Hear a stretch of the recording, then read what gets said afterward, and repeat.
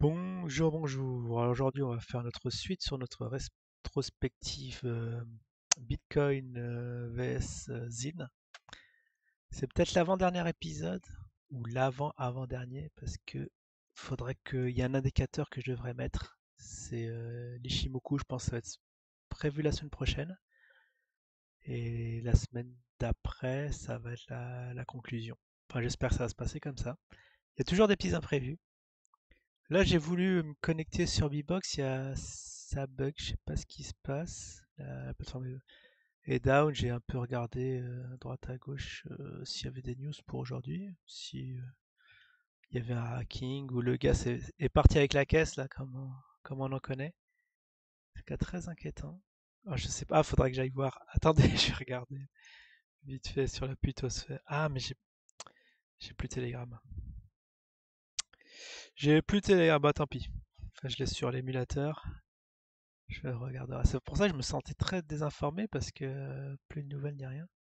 Parce qu'il n'y avait pas Telegram en effet. C'était source de, de beaucoup d'informations. Alors est-ce qu'il est coté ici? Ouais, je voulais voir Zine BTC. BTC. Non, c'est pas BTC, je crois que c'est Ethereum alors. ETH. Je vérifie que c'est bien le bon code. D'accord, ETH Zine. Zine ETH. Parce que je voulais bien voir les deux courbes pour voir les similitudes entre le Bitcoin et le ZIN. Et sinon, ZIN, USD, et il n'y a pas USD. Toujours pas sur TradingView, ce qui est bizarre parce que j'ai vu sur Twitter quelqu'un qui avait mis un graphique TradingView qui avait le ZIN dessus. Ah, mince, mais enfin, fallait que je lui envoie un message là, je crois que j'ai perdu le post. Bon, en tout cas, on va aujourd'hui faire la suite sur le BTC Euro. BTC Euro ou USD? Je crois qu'on était en euros. Je vais regarder. De toute façon, ça a sauvegardé. Ah si, ça a sauvegardé mon fond noir. Ok, graphique complet. Je sais pas si c'est beau comme ça, hein, sur fond noir. Ah oui, c'est sur fond noir, ouais, parce que sur fond noir, ça aurait été tout moche. Bon, on est.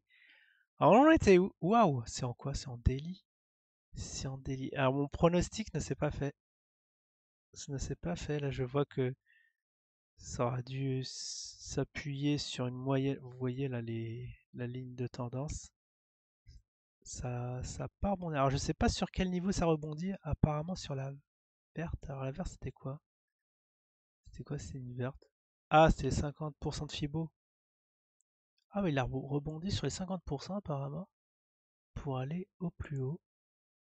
Alors très très bonne nouvelle pour ceux qui ont investi dedans. Du coup on va faire un petit réupload, un réupdate de ce qui se passe. Alors bon là ça se trouve ça a l'air d'être une bulle. Alors jusqu'à combien ça peut monter? Ah, je saurais dire, parce que si c'est une vague 1, alors peut-être c'est une vague 1. Alors attendez, 1, 2, 3. Ah oui, j'ai tracé ici les vagues. Les grandes vagues 1, 2, 2. Ah ouais, la 2, elle peut aller très très haut. Très très haute. Alors il est attendu, bon, il y en a qui ont sorti, j'ai vu sur le Discord 40 000. Moi je vois plutôt 3000. Ouais, un peu en dessous des 30 000. Faudrait voir. Alors faudrait que je réadapte cette vague du coup. Est-ce que c'est bien ça la 1, 2, 3.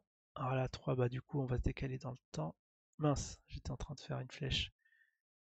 Alors très bonne nouvelle pour ceux qui sont sur l'actif du coup, qui peut aller chercher maintenant les 30 000. Ça serait bien que ça fasse la même chose sur l'usine, vous imaginez? Là, à ce qui paraît, je crois que là il est en train de monter. Alors là oui, je voulais vérifier ça sur Bbox, je sais même pas. Sinon fallait aller sur le Telegram et taper le petit nom, d'où le petit mot d'Uxin, mais j'ai pas accès. Donc on va rester dans l'incertitude jusqu'à lundi. Ça fait un peu peur cette histoire. La vague 4, elle va s'appuyer. Ah oui, alors j'avais tracé, c'était ici. Et après, ouais, c'est. Hop, hop, hop, hop, hop. On l'attend jusqu'à combien?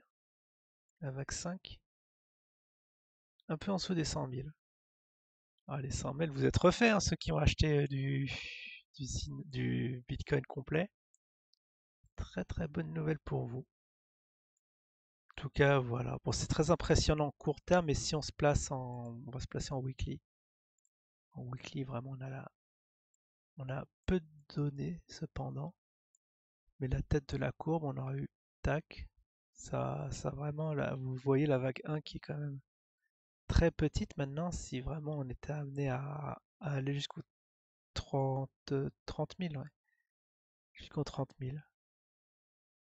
Bon, en tout cas, ça a mis le temps. C'est ça qui, la période de temps est monstrueuse. 2007-2020, ouais, ça va faire 3 ans. Et la courbe n'est pas jolie. Il y a des actifs où c'est beaucoup plus clair. Là, ça se traîne trop à mon goût.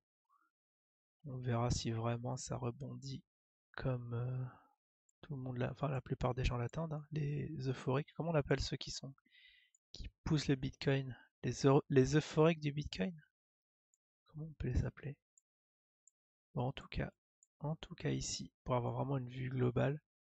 Alors, ce qui manquerait, ouais, c'est un petit coup d'Ishimoku. Ah, mais le problème, c'est que vous n'avez pas le vocabulaire. Je peux pas vous le mettre là. Peut-être qu'on va faire une petite. On peut faire une petite. Alors, attends, déjà, est-ce qu'on peut le mettre? Il me semblait que j'avais pas mis votre. J'avais pas mis Ishimoku. J'ai souvenir comme quoi j'en avais déjà parlé, où j'avais commencé à en parler, et j'ai voulu faire vraiment une petite session de rattrapage. Mais pourquoi il n'y est plus? Alors, nuage Ishimoku, bah alors, plus d'indicateurs, plus de possibilités. Ah, c'est quoi ça? Relever des tendances. Ah, j'ai le droit à 30 jours de. Oh, est-ce qu'on le débloque? Relever les opportunités de trading caché jusqu'à 25 indicateurs par graphique uniquement par le plan gradé. À l'heure actuelle, votre plan. Ah, 3 indicateurs, bah c'est bon. J'en ai combien là? J'ai les volumes. Apparemment, j'ai juste les volumes du coup. Je n'ai pas besoin de 25. Indicateur favori, Ishimoku. Est-ce qu'il apparaît? Non, je vois pas les nuages. Non, il n'y a pas les nuages. Ça me trompe parce qu'il n'y a qu'un indicateur. Où sont passés les 3 autres? Est-ce que j'ai même pas mis les moyennes mobiles? Bah, attendez, je vais mettre des moyennes mobiles juste pour voir. Comment ça s'appelle? MMA? La moyenne mobile exponentielle? Je sais plus à quoi ça correspond le A. Ça fait tellement longtemps que j'ai pas utilisé. Ah, le moving average, le 777-231 mobile. Ah, ça c'est des gens qui ont créé leur indicateur. Mais moi je veux le standard. Avec le 721 il me semble. Oh, il y en a une où t'en as une flopée. C'est même pas des noms premiers.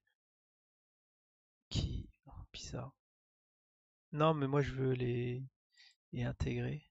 C'est peut-être les intégrer. Hop. Non, ouais, ce qui me chagrine, ce sont les noms. Ça, on dirait que c'est des gens qui ont programmé des courbes. Et celles déjà prédéfinies par le profil de volume, par le site, ils y sont pas. Motif en chandelier. Non, c'est pas là. Moyenne mobile exponentielle. Ah, pourquoi j'ai dit MMA? C'est MMA. Moyenne mobile. Ouais, c'est ça. Intégré, voilà.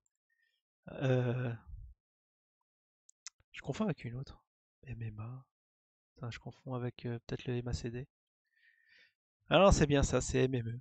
Son petit nom. 2ME. On va le mettre. Bah, vous voyez, quand je le mets, est-ce qu'il va apparaître? Ah non, il apparaît pas. Et dans les favoris, est-ce qu'il va s'y... Ah, il s'y met pas. Ou alors j'enlève les volumes. Je sais pas, qu'est-ce que vous en pensez? Je crois que je vais être obligé de faire ça ou j'ai temps. Oh là, déjà 9 minutes. Et j'ai l'impression d'avoir rien fait, mais en tout cas, bon, pour la globalité, là, je vous ai donné mon ressenti court-termiste. Il faudra voir jusqu'à où la tête va se former. Si ça se forme dans les 30 000, bah, va falloir se barrer comme il faut, hein. Bah, déjà, dans un premier temps, il faut que ça casse le haut, là, le ATH. Attendez, je vais faire un petit rectangle parce qu'on l'attend. Peut-être, ça peut arriver très vite, hein, peut-être à la fin de l'année, là, en décembre, fin décembre. Et un petit stop loss, ouais, sur cette courbe-là, où on a eu un support, point bas. Alors, il y a eu 2 points bas. Je me suis appuyé sur une du début et celle du 16 décembre. Ah ouais, C'était courant 2018. Fin 2018, c'était là où il fallait acheter. Puis là, il y a une grosse envolée. Ah, ce qui est bizarre. Ah si, il y a l'Ishimoku. Il est là. Je le vois. J'avais pas déliré. Ah, voilà. Mais il est très très petit. Je sais pas. Complètement illisible. Vous voyez, là, il y a le nuage vert. En tout cas, on est au-dessus du nuage. Ça s'envole.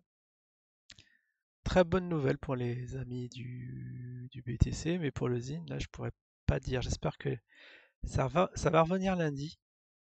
On va quand même commenter cette envolée du BTC devrait provoquer, provoquer aussi l'envolée du Zine, hein, mécaniquement.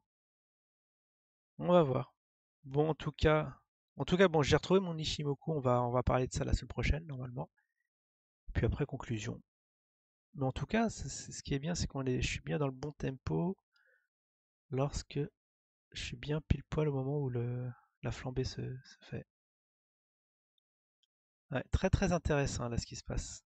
Si ça monte de manière verticale, comme ça, alors comme c'est en daily, dans 7 jours, on verra jusqu'où ça va monter. Est-ce que ça va où est-ce que ça va faiblir? Mais en tout cas, comme là, hein, comme courant 2019, c'était bien pentu vers le haut. Attends, on va faire une flèche parce que ça c'était. Peut-être qu'on va pas la mettre rouge celle-là. Ça c'était la formation. C'est même pas la vague 2, hein, parce que c'était assez avorté.